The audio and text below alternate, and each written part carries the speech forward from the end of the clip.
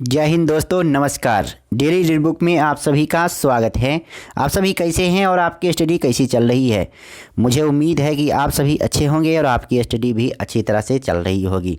आज हम लोग पॉलिटी का दूसरा चैप्टर का अध्ययन करेंगे और इसमें हम लोग लगभग 3 टॉपिक का अध्ययन करेंगे, 4 टॉपिक का। इसमें नागरिकता, मौलिक अधिकार, नीति निर्देशक तत्व और पंचायती राज से संबंधित जो भी प्रश्न बनते हैं, सारे प्रश्नों को इस वीडियो में हम लोग पढ़ेंगे।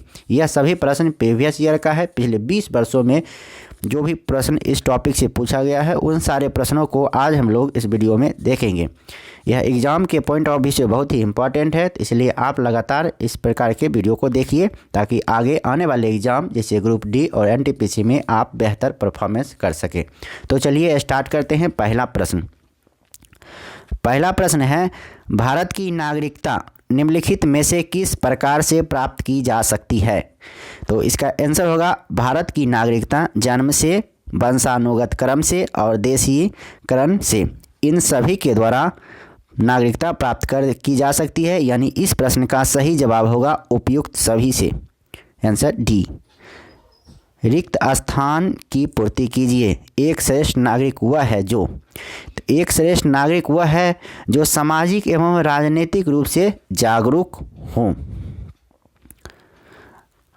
अगला प्रश्न है, भारत का संविधान, तो भारत का संविधान एकल नागरिकता प्रदान करता है। भारत में एकल नागरिकता है और यह एकल नागरिकता कहाँ से लिया गया है? ब्रिटेन से लिया गया है, ये भी याद रखना है। अगला प्रश्न है, भारतीय नागरिकता के लिए आवेदन करने से पहले किसी व्यक्ति के लिए न्यूनतम कितने समय तक भारत में रहना अनिवार्य है? तो इसका आंसर होगा 5 वर्ष। अब इसका बढ़ा के 10 वर्ष कर दिया गया है, तो ये ध्यान दीजिएगा। करंट में ये 2006 का प्रश्न है। अगला प्रश्न है, भारत में नागरिकता प्राप्त करने का नियम कौन बनाता है? भारत में नागरिकता प्राप्त करने का नियम राष्ट्रपति बनाता है। किस मामले में सर्वोच्च न्यायालय ने संविधान के उन प्रावधानों को निरस्त किया जो मूलभूत अधिकारों पर निर्देशक सिद्धांतों के प्रभुत्व को मंजूर करते थे? तो इसका आंसर होगा मिनर्वा मिल्स केस। अगला प्रश्न है, निम्नलिखित में से किस अधिकार को डॉक्टर BR अम्बेडकर ने संविधान का हृदय और आत्मा बताया है? तो संवैधानिक उपचार का अधिकार, जो कि आर्टिकल 32 में वर्णित है। संवैधानिक उपचार का अधिकार बाबा साहेब भीमराव अम्बेडकर के द्वारा संविधान का हृदय यानी आत्मा कहा गया है। भारतीय संविधान की आत्मा किसे कहा गया है? तो भारतीय संविधान की आत्मा सिर्फ अगर भीमराव अम्बेडकर उसमें नहीं शामिल किया गया हो तो सिर्फ कहेगा कि अगर भारतीय संविधान की आत्मा किसे कहा गया है, तो इसका आंसर होगा प्रस्तावना। भारतीय संविधान की आत्मा प्रस्तावना को कहा गया है। ऐसे में प्रश्न रहता है कि बाबा साहेब भीमराव अम्बेडकर के द्वारा किसे संविधान का हृदय या आत्मा कहा गया है? तो संवैधानिक उपचार का अधिकार को। अगला प्रश्न है, मूलभूत यानी मौलिक अधिकारों का प्रमुख उद्देश्य। मूलभूत यानी मौलिक अधिकारों का प्रमुख उद्देश्य क्या है? तो व्यक्तिगत स्वतंत्रता को सुनिश्चित करना। सही जवाब होगा बी, व्यक्तिगत स्वतंत्रता को सुनिश्चित करना मूलभूत यानी मौलिक अधिकारों का प्रमुख उद्देश्य है। निम्नलिखित में से कौन सा मूलभूत अधिकार नहीं है? तो संपत्ति का अधिकार मूलभूत अधिकार नहीं है, इसे विधिक अधिकार कर दिया गया था 42वें संविधान संशोधन 1978 के द्वारा और इसे 300 के क में रखा गया है। अगला प्रश्न है, यह प्राथमिक अधिकार था किंतु अब केवल कानूनी अधिकार है। तो इसका आंसर होगा जायदाद का अधिकार यानी संपत्ति का अधिकार। पहले प्राथमिक अधिकार था लेकिन अब इसे कानूनी अधिकार कर दिया गया है और किस में रखा गया है? 300 का आर्टिकल 300 का क में रखा गया है। मौलिक अधिकारों के बारे में कौन सा या कौन से कथन सत्य नहीं है? कथन है, संविधान के प्रारंभ में 7 मौलिक अधिकार दिए गए थे। सही बात है। मौलिक अधिकारों की व्यवस्था अनुच्छेद 12 से 35 तक है, ये भी सही है। प्राण एवं दैहिक स्वतंत्रता का अधिकार आपातकाल में भी निलंबित नहीं होगा, यानी आर्टिकल 20 और 21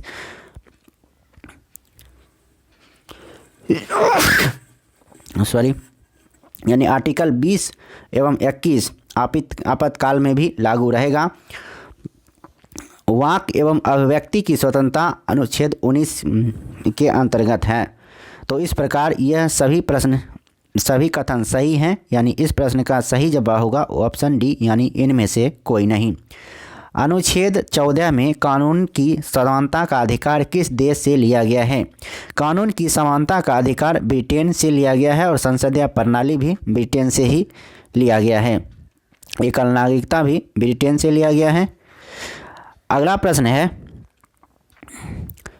संविधान के अनुच्छेद 19 में निम्नलिखित स्वतंत्रताओं में से कौन सा विशेष रूप से उल्लेखित नहीं है? तो प्रेस की स्वतंत्रता उल्लेखित नहीं है, यानी ये 19 का क 1 में ही वर्णित है।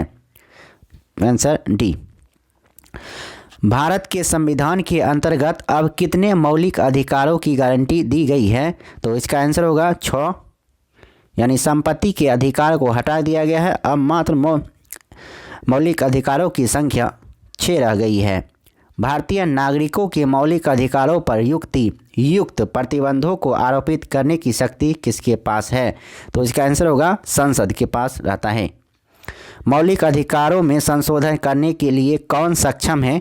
तो मौलिक अधिकारों में संशोधन करने के लिए संसद सक्षम है। और संसद किसे कहते हैं? राज्यसभा, लोकसभा और राष्ट्रपति के सम्मिलित रूप को संसद कहा जाता है। अगला प्रश्न है, भारतीय संविधान में राज्य के नीति निर्देशक सिद्धांतों को शामिल करने के पीछे मुख्य उद्देश्य क्या था? तो इसका आंसर होगा कल्याणकारी राज्य की स्थापना करना। भारतीय संविधान में राज्य के नीति निर्देशक सिद्धांतों को शामिल करने के पीछे मुख्य उद्देश्य था कल्याणकारी राज्य की स्थापना करना। संविधान का कौन सा भाग लोक कल्याणकारी राज्य के विचार का उल्लेख करता है? तो इसका आंसर होगा भाग 4, यानी नीति निर्देशक तत्व में लोक कल्याणकारी राज्य के विचार का वर्णन है। और आर्टिकल खास रूप से पूछा जाएगा तो आप याद रखिएगा 38। समान नागरिक संहिता यानी कॉमन सिविल कोड किस राज्य में लागू है? तो एकमात्र राज्य है गोवा, जहां समान नागरिक संहिता लागू है। और यह किस आर्टिकल में वर्णित है? तो नीति निर्देशक तत्व के 44 आर्टिकल नंबर यानी अनुच्छेद 44 में समान नागरिक संहिता वर्णित है। अगला प्रश्न है, नागरिकों के लिए एक समान सिविल संहिता किस अनुच्छेद में है? तो इसका आंसर होगा 44 में। मौलिक कर्तव्यों को संविधान में सम्मिलित किया गया है, इसका प्रयोजन है? तो इसका प्रयोजन है मौलिक कर्तव्य में विनाशक एवं असंवैधानिक गतिविधियों को नियंत्रित करना। Answer C. अगला प्रश्न है, किसकी अनुशंसा पर भारतीय संविधान में मूल कर्तव्यों को जोड़ा गया है? तो इसका आंसर होगा सरदार स्वर्ण सिंह समिति, यानी स्वर्ण सिंह रिपोर्ट के आधार पर भारतीय संविधान में मूल कर्तव्यों को जोड़ा गया है। अगला प्रश्न है, इनमें से कौन राजकीय भाषा नहीं है? कश्मीरी, संस्कृत, राजस्थानी, मैथिली। तो इसका आंसर होगा राजस्थानी एक राजकीय भाषा नहीं है। भारतीय संविधान के निर्माताओं के मन तथा आदर्शों की झलक मिलती है। तो इसका आंसर होगा प्रस्तावना में। अगला प्रश्न है, भारतीय संविधान में नीति निर्देशक तत्व को लिया गया है। तो भारतीय संविधान में नीति निर्देशक तत्व को आयरलैंड के संविधान से लिया गया है। अगर पूछा जाएगा कि ये आयरलैंड कहाँ से लिया गया है नीति निर्देशक तत्व को, तो स्पेन के संविधान से लिया था। तो यह बहुत ही इम्पोर्टेंट प्रश्न है, अक्सर ये एग्जाम में पूछा जाता है कि भारतीय संविधान में नीति निर्देशक तत्व को कहाँ से लिया गया है? तो आयरलैंड के संविधान से लिया गया है भारतीय ये नीति निर्देशक तत्व को। अब अगला प्रश्न है, तालिका 1 का मिलान तालिका 2 के साथ करें। तो एक तरफ है संविधान के पद, दूसरी तरफ है देश जिससे लिया गया है। तो मूलभूत अधिकार किससे लिया गया है? तो इसका आंसर होगा पहला है ए नंबर राज्य के नीति निर्देशक तत्व, तो अभी हम पढ़े हैं कि आयरलैंड से लिया गया है। राज्य के नीति निर्देशक तत्व आयरलैंड से। मूलभूत अधिकार, तो मूलभूत अधिकार यूएसए से लिया गया है, यानी अमेरिका से। संघ राज्यों के संबंध में बीच समवर्ती सूची, तो समवर्ती सूची लिया गया है ऑस्ट्रेलिया से। और लास्ट नंबर है राज्यों के संघ के रूप में भारतवर्ष, जिसमें संघ की सर्वोच्च शक्ति निहित है, तो ये कनाडा से लिया गया है। इस प्रकार इस प्रश्न का सही जवाब होगा आंसर डी। अगला प्रश्न है नौकरी में समान अवसर का अधिकार संविधान के किस अनुच्छेद में प्रस्तावित प्रतिस्थापित है? तो समान अधिकार है आर्टिकल 16 यानी अनुच्छेद 16 में वर्णित है। हमने विश्व के किस राष्ट्र के संविधान से अपने मूल अधिकारों की संकल्पना ग्रहण की है? बहुत ही इंपॉर्टेंट प्रश्न है। इसका आंसर होगा यूएसए यानी अमेरिका से। अगला प्रश्न है निम्नलिखित में से ब्रिटिश संविधान की किस विशेषता को भारतीय संविधान में शामिल किया गया है? तो इसका आंसर होगा संसदीय पद्धति की सरकार, विधि का शासन, विधि निर्माण की प्रक्रिया, यानी उपयुक्त सभी होगा। आंसर डी होगा।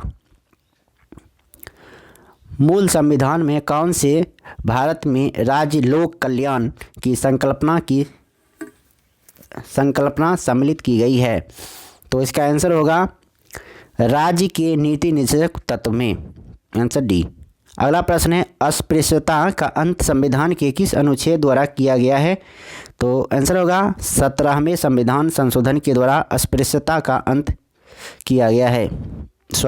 किस अनुच्छेद में? तो 17वें अनुच्छेद में, आर्टिकल 17 में। अगला प्रश्न है भारत का संविधान मान्यता प्रदान करता है? तो भारत का संविधान धार्मिक एवं भाषाई अल्पसंख्यकों को मान्यता प्रदान करता है।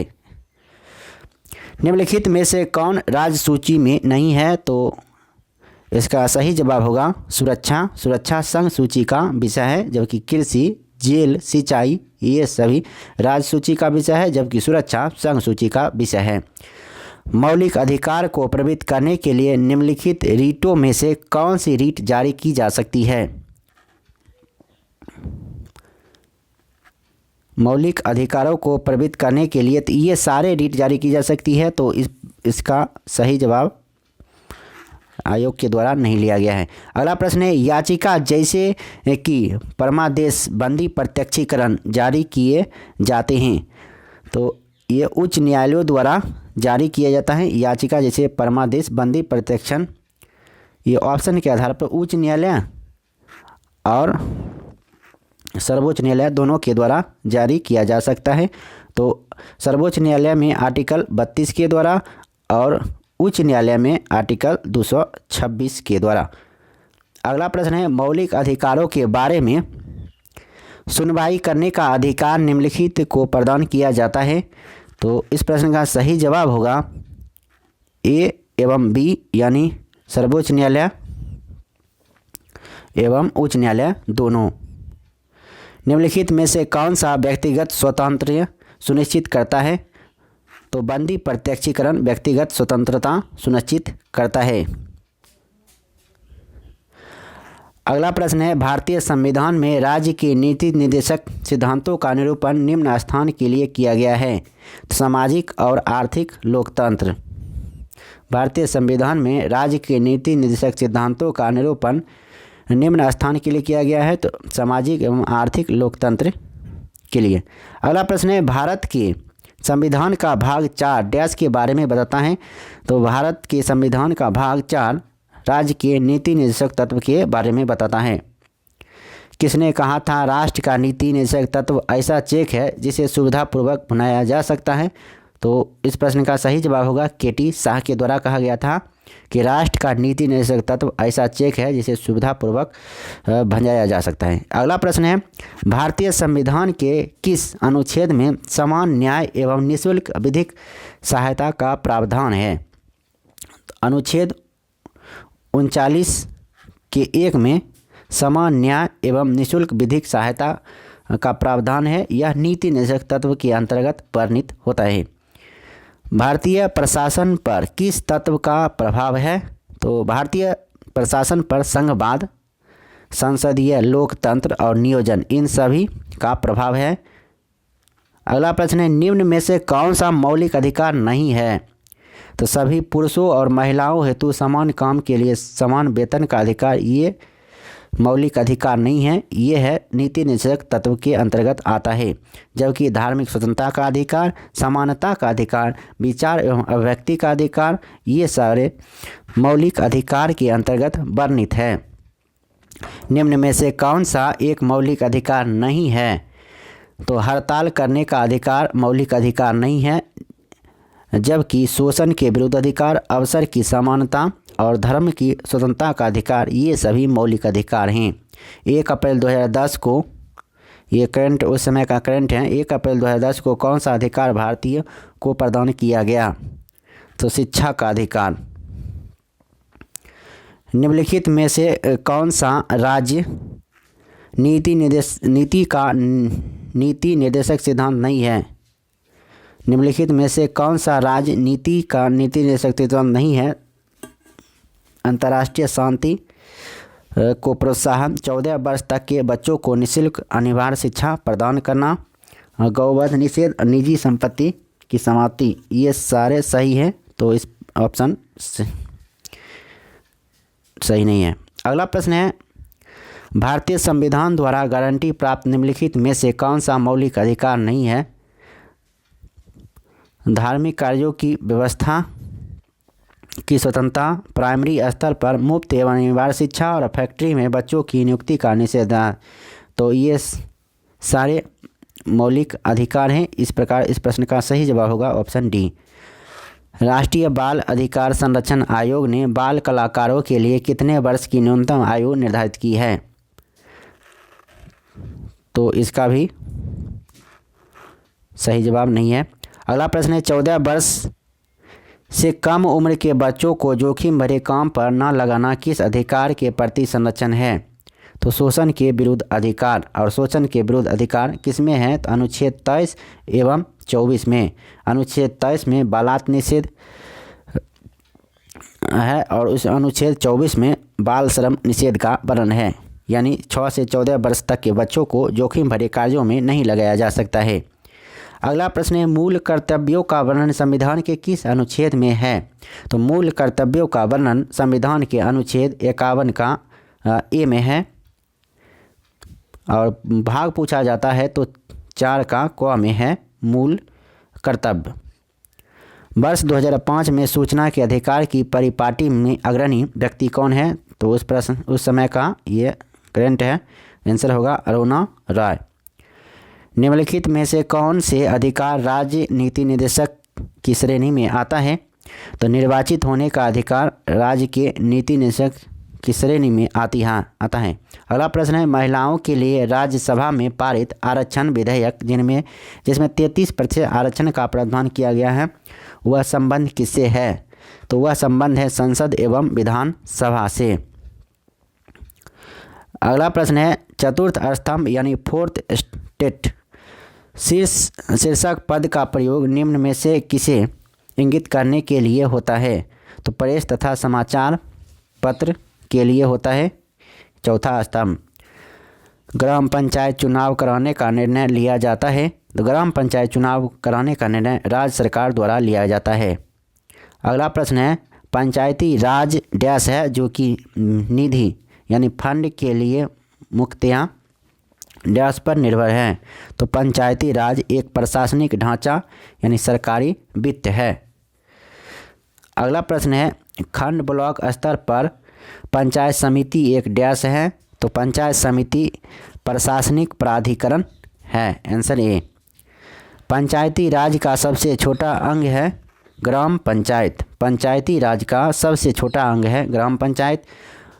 भारतीय संविधान के किस अनुच्छेद में राज्य को ग्राम पंचायत के संगठन का निर्देश दिया गया है? तो आंसर होगा अनुच्छेद 40 में और ये नीति निर्देशक में है।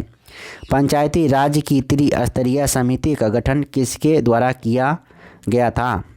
तो पंचायती राज की त्रिस्तरीय समिति का गठन ये बलवंत राय मेहता के द्वारा किया गया था और अशोक राय मेहता के द्वारा द्विस्तरीय समिति का गठन किया गया था।